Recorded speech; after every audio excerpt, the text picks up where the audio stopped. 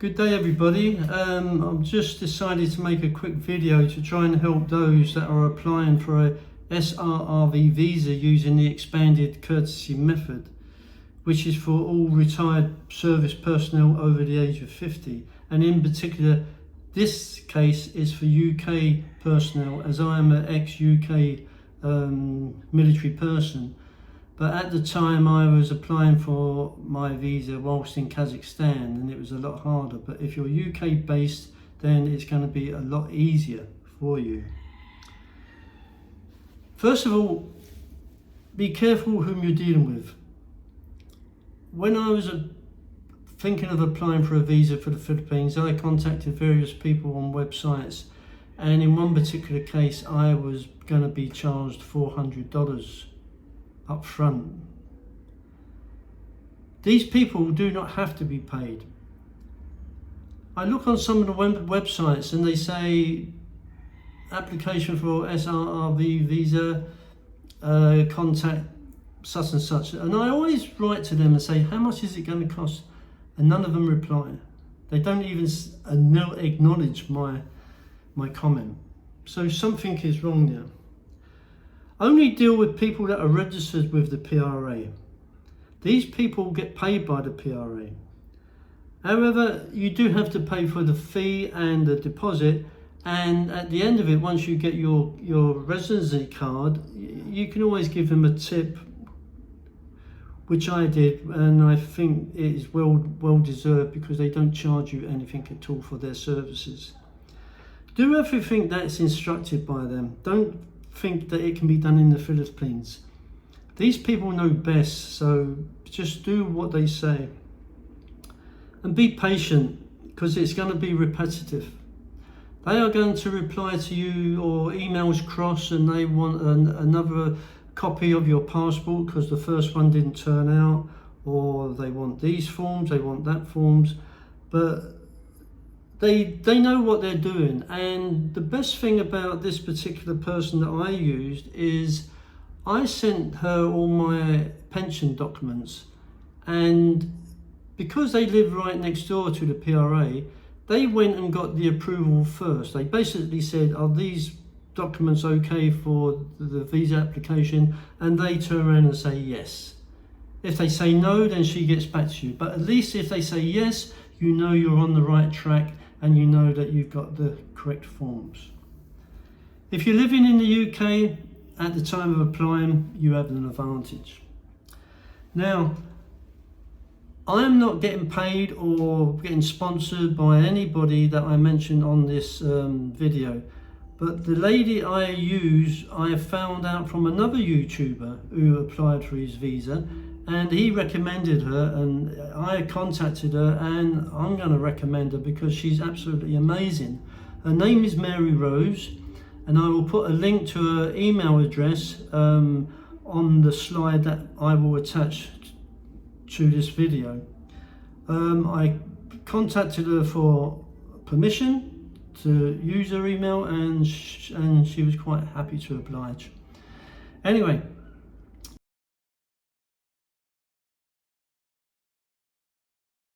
what do you need? You need at least $1,000 per month income in the Philippines, whether it's by a pension or a job or anything. You've got to show proof of your income. You need a visa deposit of $1,400. That pays for the visa and all the admin and everything else. Remember, you're not paying for any services, so this is just for your visa. A deposit of $1,500, which you can put towards a condo once you get to the Philippines. You can use that $1,500.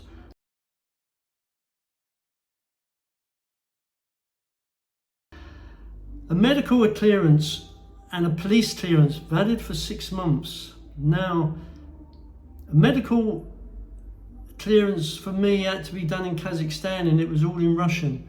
And in the end, my agent turned around, or Mary Rose turned around and said, don't bother getting it translated. Come to the Philippines and we'll get the medical done there, which I did. It took basically a couple of hours, and it was cheaper and quicker than getting it done in UK. But I would advise you, if you're in the UK, get it done in the UK and have it all sorted out and everything. The police clearance, that's pretty straightforward. You can do it online, and again, that is valid 6 months. So don't be surprised if you have to get this police clearance done again, because sometimes this process can take a little bit longer than 6 months. So just be aware of that. In addition, for the expanded courtesy visa, you'll need a state pension forecast showing your monthly income, a service pension forecast showing your monthly income, a service record book, or if you can't find it, like I couldn't find my red book, I wrote to the Army Personnel Centre at Kensington House, and they sent me a covering letter and all the information regarding my service history. I think the conduct and the reason for leaving are the most important. But I want to stress one thing on here.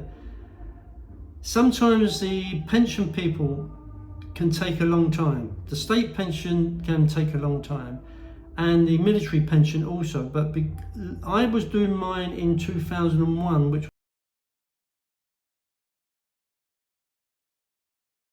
was probably at the height of the pandemic.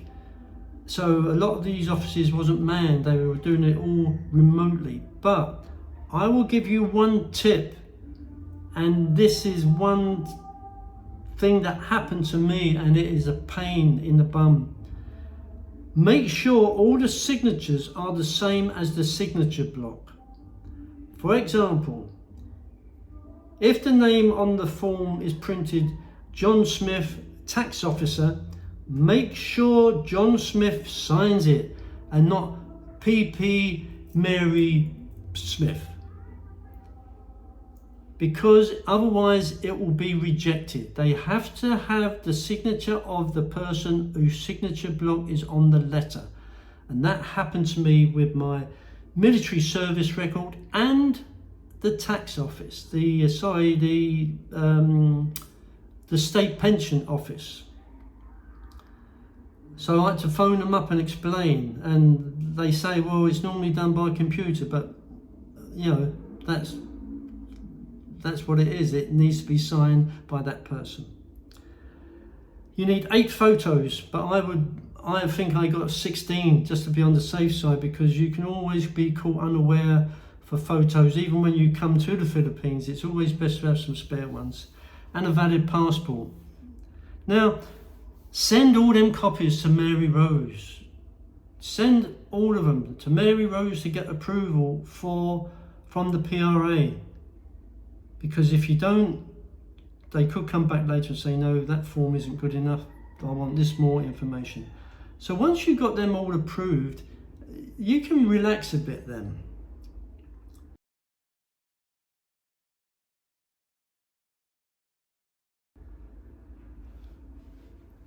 Now, once you've got all them documents and they're all approved, you have to get them apostilled and a solicitor certification, or certification, should I say.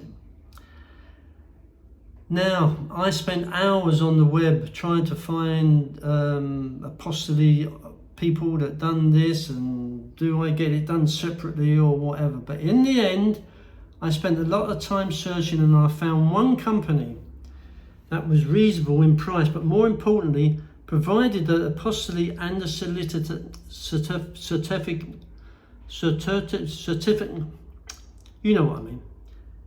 So I sent them my state pension forecast, my military pension forecast, my military service record, and the police clearance, and I asked them, can you apostille and solicitor certification stamp? And they said yes. Now, I've enclosed the website for this company. I have also gave you, well, when you go onto the website, look under services, the heading services at the top, and you will see apostille, and further down you will see solicitor certification. This company is in Coventry.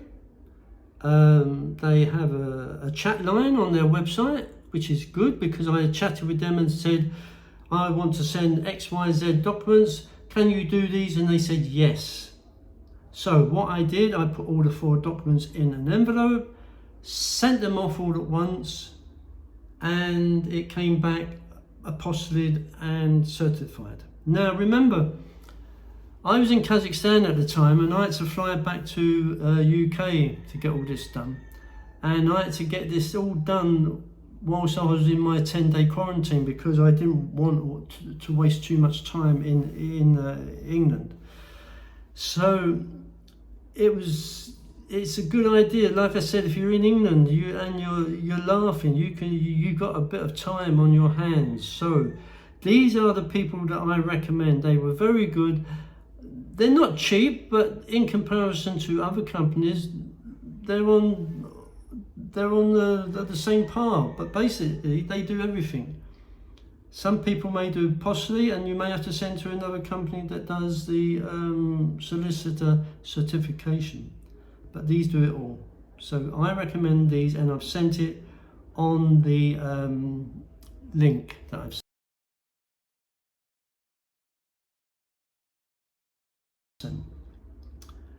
Now, correspond with Mary Rose and confirm with her all the correct documents have been sent. The documents have to pass through the PRA and the Tourist Board and the Department of Foreign Affairs, who may or may not approve the application. It's a long process, and it goes from one desk to another desk to another desk to another desk. In the end, you'll get green ticks.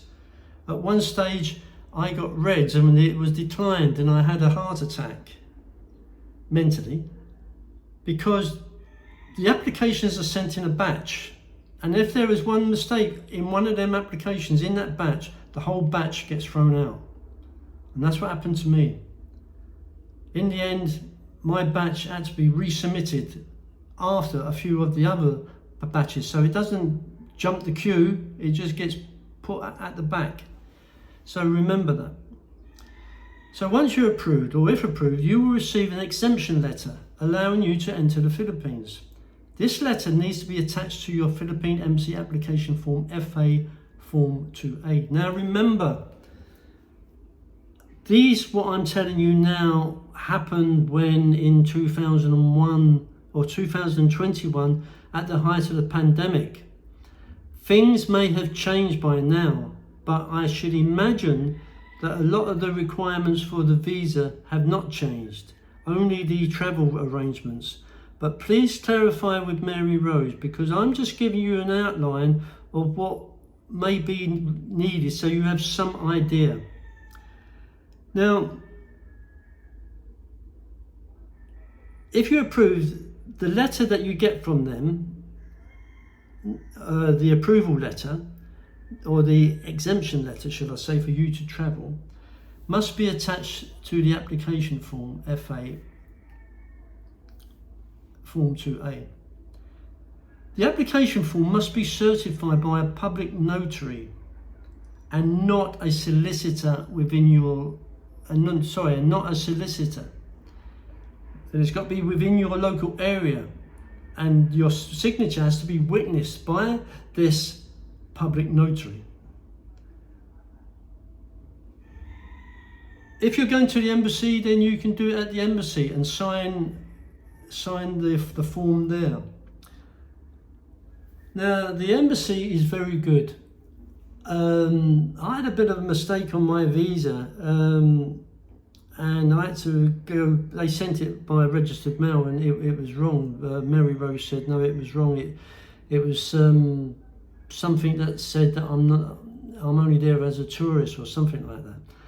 But anyway, I wrote to them and I said I will come up in person. And if you don't know where the Philippine Embassy is in London, it's you go to Charing Cross Station, cross over the road to the National Art Gallery, just turn left and follow the road, and I think the first turning on the right you can see the Filipino flag. So it's very, very easy. I went in there, saw a lady, she took my passport. Minutes later she come back down with a brand new visa, no charge whatsoever.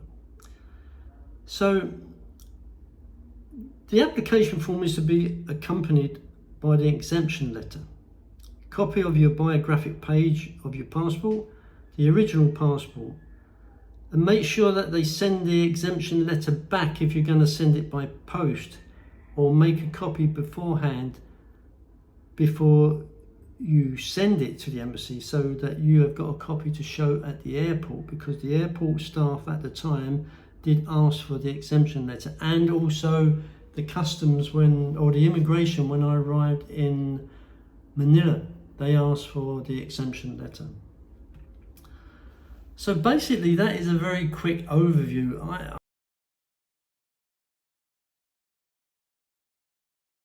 I put some slides in, and just to give you an idea, but like I said, contact Mary Rose, because things may have changed, but I highly recommend it if you're thinking of applying for your SRRV visa via this method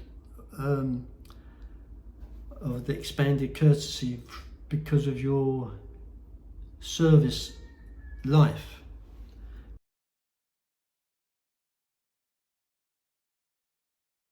Now, this expanded courtesy visa is a lot cheaper every year. I can't remember how much it is, because when I arrived in the Philippines in the November and December, I had done my 10-day quarantine, and then I came to Paho, and then I went back to Manila to get my card from the PRA.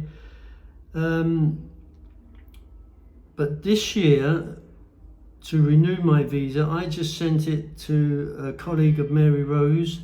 She went into the PRA, renewed it, sent it back to me by LBC courier, and I forget how much I paid, but it was just minimal. I think it was about $18 or something to renew the visa, but then I had to pay some fee, and then I gave her a tip and everything else. But in the end, it works out a lot cheaper than flying to Manila, booking a hotel for X amount of days and everything else. So, applying for this expanded courtesy visa is so handy and so convenient, and I don't understand why a lot more people don't do it.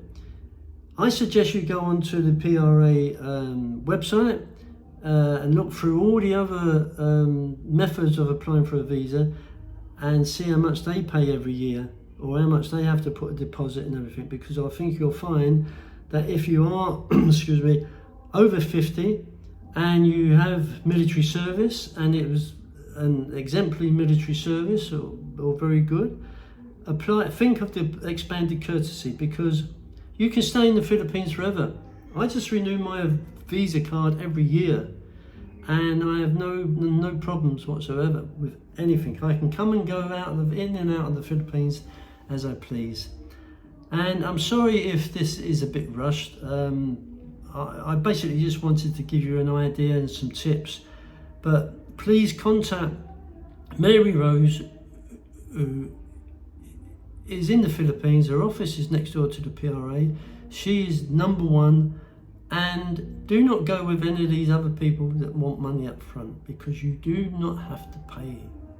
PRA pays Mary Rose, and the more customers she gets, the more obviously money she gets. But it's not an easy job. She's on the email sometimes early hours of the morning trying to help people, but she sorted me out, and I was in another country, not UK.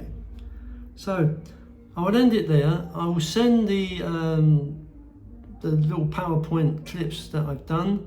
I'm hoping that they will help you, and like every other video, please subscribe, and I will try and get as much videos done as possible. Okay, I'm hoping my remote will work this time, because the last time it never worked. So thank you for listening, and goodbye. See, it doesn't work now.